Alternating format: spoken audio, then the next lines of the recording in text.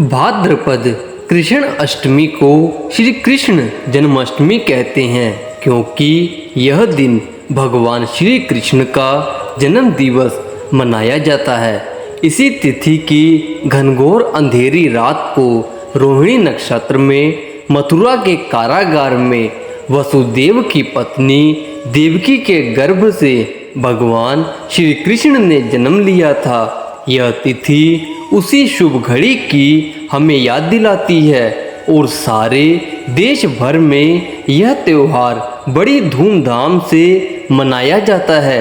जन्माष्टमी के दिन भगवान श्री कृष्ण की जन्म संबंधित अनेक कथाएं भी सामने आती हैं।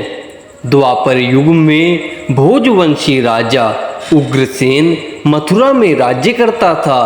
उसके आतताई पुत्र कंस ने उसे गद्दी से उतार दिया और स्वयं मथुरा का राजा बन बैठा। कंस की एक बहन देवकी थी, जिसका विवाह वासुदेव नामक यदुवंशी सरदार से हुआ था। एक समय कंस अपनी बहन देवकी को उसके ससुराल पहुंचाने जा रहा था। तभी रास्ते में एक आकाशवाणी हुई कि हे कंस, जिस देवकी को तू बड़े प्रेम से लेकर जा रहा है, उसी में तेरा काल बसा है। इसी के गर्भ से उत्पन्न 8वां बालक तेरा वध करेगा। यह सुनकर कंस वासुदेव को मारने के लिए तैयार हो गया। तब देवकी ने उनसे विनय पूर्वक कहा, मेरे गर्भ से जो संतान होगी उसे मैं तुम्हारे सामने ला दूंगी। बहनोई को मारने से क्या लाभ होगा। कंस ने देवकी की बात मान ली और मथुरा वह वापस चला आया। उसने वासुदेव और देवकी को कारागार में डाल दिया। वसुदेव देवकी के एक एक करके 7 बच्चे हुए और 7 को जन्म लेते ही कंस ने मार डाला। अब 8वां बच्चा होने वाला था। कारागार में उन पर बड़े पहरे लगे थे। उसी समय नंद की पत्नी यशोदा को भी बच्चा होने वाला था। उन्होंने वासुदेव और देवकी के दुखी जीवन को देखकर अपने 8वें बच्चे की रक्षा करने का एक उपाय रचा।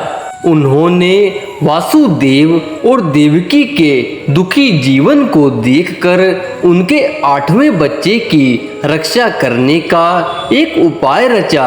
जिस समय वासुदेव और देवकी को पुत्र पैदा हुआ, उसी समय संयोग से यशोदा के गर्भ से एक कन्या का जन्म हुआ, जो और कुछ नहीं बस माया थी। जिस कोठरी में देवकी वासुदेव कैद थे, उसमें अचानक प्रकाश हुआ और उनके सामने शंख चक्र गदा पद्म धारण किए हुए चतुर्भुज भगवान वहां प्रकट हुए। दोनों भगवान के चरणों में गिर पड़े। तब भगवान ने उनसे कहा, अब मैं पुनः नवजात शिशु का रूप धारण कर लेता हूँ। तुम मुझे इसी समय अपने मित्र नंद जी के घर वृंदावन में भेज आओ और उनके यहाँ जो कन्या जन्मी है उसे लाकर कंस के हवाले कर दो। इस समय वातावरण अनुकूल नहीं है, फिर भी तुम चिंता ना करो। जागते हुए पहरेदार सभी सो जाएंगे। कारागृह के फाटक अपने आप खुल जाएंगे और उफनती यमुना तुमको पार जाने का मार्ग स्वयं दे देगी। उसी समय वासुदेव नवजात शिशु रूप श्री कृष्ण को सूप में रखकर कारागृह से निकल पड़े और अथाह यमुना को पार कर नंद जी के घर पहुँचे। वहाँ उन्होंने नवजात शिशु को यशोदा के साथ सुला दिया और कन्या को लेकर मथुरा आ गए। कारागृह के फाटक पूर्वतः बंद हो गए। उसने बंदी गृह में जाकर देवकी के हाथ से नवजात कन्या को छीन लिया और पृथ्वी पर पटक देना चाहा, परंतु वह कन्या आकाश में उड़ गई और वहां से कहा, अरे मूर्ख, मुझे मारने से क्या होगा? तुझे मारने वाला तो वृंदावन में जा पहुंचा है। वह जल्द ही तुझे तेरे पापों का दंड देगा।